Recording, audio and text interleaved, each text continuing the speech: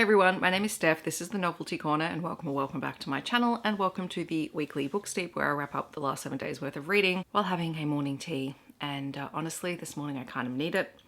This is the tummy tea. Some mornings you just need something to settle your stomach. This is my reading week from the 21st of February until the 27th of February, and I read a total of 18 things this week. There were a lot of kids' titles that I read this week. I also have quite a few kids reviews because this week is release week here in Australia. I read a total of 2,120 pages. I had 5 rereads. Most of those were picture book rereads, including one that I read twice because, as you know, I count everything that I read for work. That includes the things that I'm reading to my class, and quite often we reread the same book twice, plus an adult reread, which I'll talk about in a moment. I had 2 DNFs and 5 books for various projects. We're going to start with all of the kids' books that I had for review that are coming out this week. I'm really excited about all of these. If we start with the books that I received from Alan and Unwin, they sent me 2 picture books and a junior fiction title, which the junior fiction title I've already taken into work because one of the kids was begging to read it. We'll still talk about it. First up is The Night Tiger. This is by Sherryl Clark and Hannah Somerville. This is a really gorgeous story about imagination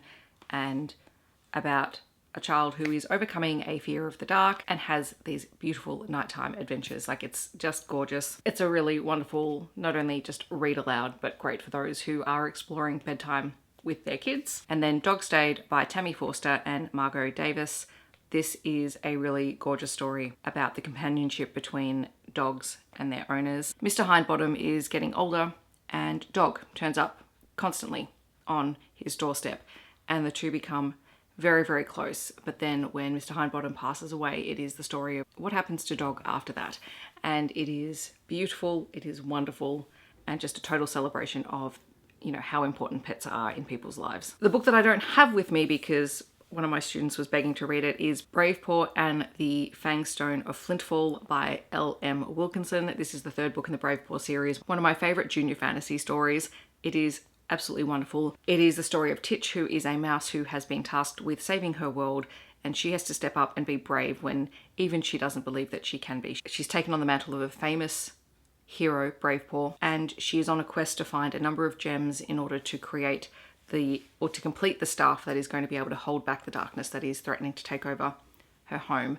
And she constantly questions herself, questions her worthiness, questions her bravery, but she has the support of friends. She proves to herself time and time again that she can raise to the occasion. It's beautifully written. It is gorgeously illustrated, and it really captures the attention of kids. I've read the start of this series to 2 classes, and they've already told me that they want to read the 2nd and 3rd book again this year. So I think that's what we're doing. Just perfect for that junior fiction age where they're getting into novels. And this is the perfect alternative to, you know, a certain other fantasy book that no longer needs to be part of people's canon. This has everything that you could want from that in this book series, and it's amazing. Also from Alan and Unwin, I received a copy of Good Young Men by Gary Lonesborough via NetGalley. Good Young Men is a young adult title that deals with the aftermath of the killing of an Aboriginal teen by a white cop. It is very hard-hitting, it's very confronting, like all of Gary Lonesborough's books.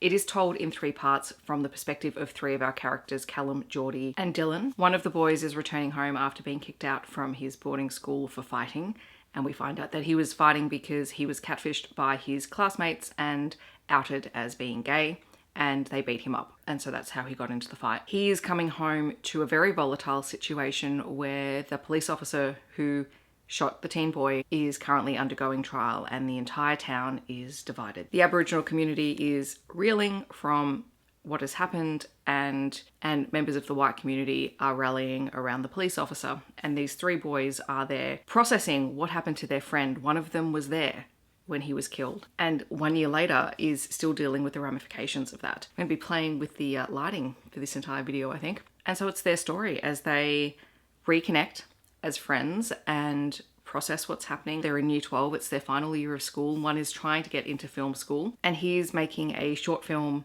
based on how he feels about what happened. And one of the other boys is performing in that short film as well. And so you see them slowly come closer together as they have to then think about, you know, can I stand up in court and can I tell the truth about what happened? And can I do that even though people are threatening me and they're threatening my family? And it's incredibly hard-hitting. It's beautifully written. Gary Lonesborough's books are always just exquisite to read in terms of the storytelling, in terms of the language used, but they always do, deal with some quite heavy topics. And this is no exception. So I'm glad that I read this one because I think it's always relevant to keep this in mind because this happens everywhere, including in Australia. And it is terrifying and it's horrifying, and it should be because it is. Then on a bit of a lighter note, I have Ella and the Mystery of the Missing Tree Frogs by Cassy, Polimeni and Heike Breeze. This was sent to me by the University of Western Australia Press and Keen and Creative. This is the third book in the Ella series, following a young girl who has discovered a passion for frogs and caring for frogs. And in book 1, she and her family helped build a frog habitat in their backyard. And at the start of this book, Ella is having a really terrible day. It's not going well. It just seems like the day keeps getting worse and worse, and suddenly the frogs have disappeared, and she's trying to figure out what has happened to the frogs, how can she ensure that they come back to their habitat, while also dealing with things like her younger brother, who is frustrating her, and just feeling like her world is spinning out of control. It's a really great book about family and connection and about growing up and feeling like the world is on your shoulders. Really well written. And then a book that was sent to me by Affirm Press from a new series that I hadn't heard about is The Lonely Lunch Club by Maddy and Laura Stitzel. This is actually a multi-author series, and it's actually 2 series. So it's the Your Next Read series, and it's designed to help kids find contemporary stories that match their interests. And the really cool thing is it has these little icons on the side.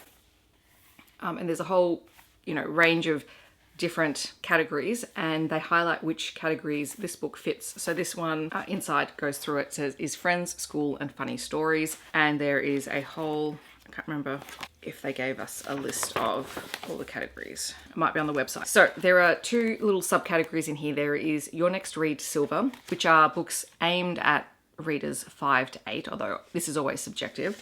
And then the gold sticker ones are for 7 to 9-year-olds. So this one is The Lonely Lunch Club, and it is about Benji, who has had a not so great day and ends up going to the worst bench in the whole schoolyard, and he just wants to sit there.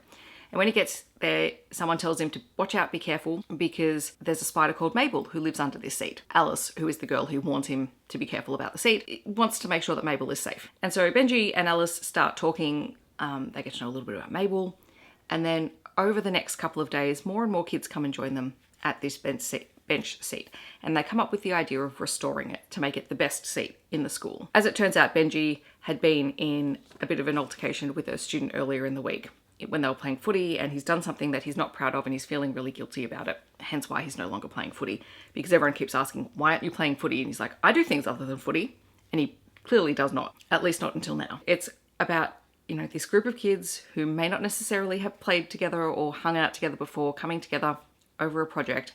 And it's really delightful. It's perfect for early chapter book readers. It's very easy. It has a lot of themes that you would see with kids in schools.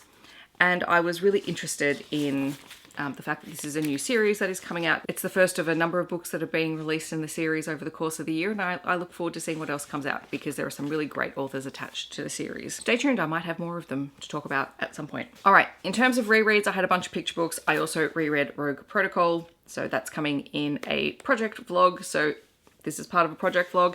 And I also read a bunch of picture books for a project vlog, which you would have seen, which was my Book Fair Australia wrap up. So that was my project category, which leads me into the adult titles that I've read this week. So I did read Across the Vanishing Sky by Catherine Cowles, which is her most recent release. I did receive a review copy of this book. So it is the first book in the Starlight Grove series. So again, these are contemporary romances with romantic suspense elements. We have Braden, who is a single mum. She has come to the town of Starlight Grove because her best friend and the woman who helped raise her son has gone missing. They were hiking together and her friend disappeared off the trail just outside of Starlight Grove. Once she gets to town, she kind of runs afoul of Dex, who is an ex-FBI hacker who's returned home. He's got a lot of family in town and they all are involved in various jobs. So the entire series is going to be based around that family. And the two of them end up as neighbors. And Dex has a feeling that Braden is hiding something and they slowly get to know one another, and he also gets to know Braden's son, Owen. That relationship is very sweet. There's a lot of caretaking there. We find out that Dex and his brothers basically function as vigilantes trying to solve missing person cases and things like that because one of their parents was a serial killer. And so they're trying to do some good in the world. It was a fun time. It was an enjoyable read.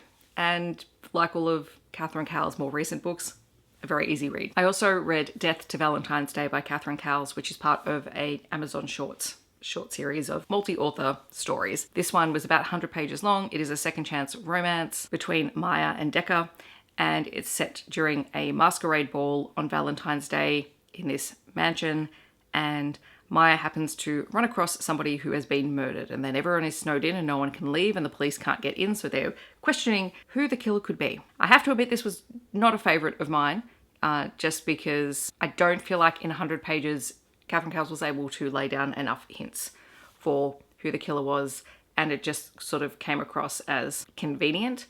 But, I mean, we do love a good locked in a house kind of story. That's always fun. I also read It Seemed Like a Good Idea by Lauren Blakely. I had a NetGalley review of this book. It is a contemporary romance with a bodyguard.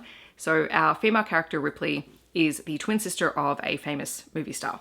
And she's just agreed to let her sister's next film be filmed at her lavender farm because it's the perfect small town setting. You know, after she's agreed to do this, Ripley is not in her town. She's in the city. She's staying in a hotel. She goes down to the bar. She meets this really great guy. They're hitting it off and they're planning on having a one-night stand. And then he ghosts her. And Banks, who we find out is a security consultant and bodyguard, or personal close quarter something. I can't remember. He's having a great time. He fully intends to follow through. He thinks Ripley is great. And then he gets confirmation that their next job has been approved, and he gets a photo of the client and it's Ripley's twin sister and they look identical. And so he freaks out and doesn't want to sleep with a potential client before, you know, the deal is done. He doesn't handle it particularly well. He leaves a note for her. And then we flash forward to the start of filming and we discover that there's some increased interest in the film being produced because the male co-star has changed and is quite a famous person. I laughed because it's like, oh, it's the other Chris. Banks is assigned as Ripley's bodyguard while in town because obviously looking like the female lead star, they're concerned that something is going to happen to her. And he finally realizes that he mixed up the twin sisters. She gives him hell, which is delightful. But they both give as good as they get. And they end up in a forced proximity, only one bed situation. And it was fun. It was fun. Like, the conflict has to do with, you know, eventually their relationship is found out and reported to the media, which threatens Banks's credibility. Like, that stuff, tell the truth, people. That's all I can say is you can avoid a whole lot of things by saying, hang on a second, I've fallen for my client. It's totally fine. People fall for one another. That's fine. That part I can always take or leave, but the rest of the story was really cute. It's a very delightful little small town romance, and there's lots of other little romances happening between Ripley's sister and someone in the town and all that sort of stuff. It was really fun. And then one of the highlights of my reading week was actually the last book I read this week, called Drag Me Home by Joyce. It is the first book in the Slaybell Springs series, which is a multi-author universe. It is a queer romance, and one of our characters owns a drag bar and is the headline performer. So his name is Mason, and we find out that 20 years earlier he was in love with his best friend Miles, and they both were in love, but Miles left town. And we get a little bit of the backstory of why Miles left. And 20 years later Miles has returned to town and he wants to make amends. He wants to see how Mason is, and he's realized that, you know, the decisions that he made when he was younger, maybe they served him for the purpose that they needed to, but were maybe not in his best interest. And so he comes back to town and he and Mason cross paths again for the first time in 20 years. They start talking, they hit it off. Mason reveals that he does now own a drag bar and that he's the headline act, and Miles's response is just beautiful. And the community that embraces Miles is really lovely because he's really at a loss for, you know, his entire life. It's them rekindling this second chance romance in their 40s, and it's great. Like, it was 150 pages. It was delightful. It was fun. It was funny. There is a grand gesture scene where Miles is taken in by Mason's troupe of drag queens and drag kings who basically pull him into a routine, and it is funny and hilarious. So yes, those are the books that I read this week. As for things that are coming up on my TBR, I'm currently listening to So Gay For You by Leisha, Hailey and Kate Moening, and that's a kind of a memoir that they've written together. I don't know. Anyway, I'm enjoying it so far. I did not get to Anderson in Bloom, so that needs to happen this week. 30 Love by Tom Vellnar also comes out, and I have an arc of that. And also I have a copy of Voidverse, which I believe also comes out next week. So hopefully I will get a chance to pick that up. In the comments, I'd love to know if you've read any of these books or if you're planning on picking any of them up. Feel free to let me know down below. Otherwise, feel free to leave a microphone emoji to let me know that you're here. I hope that wherever you are in the world, you're staying safe and healthy, and I'll see you in my next video. Thanks so much for watching. Bye everyone.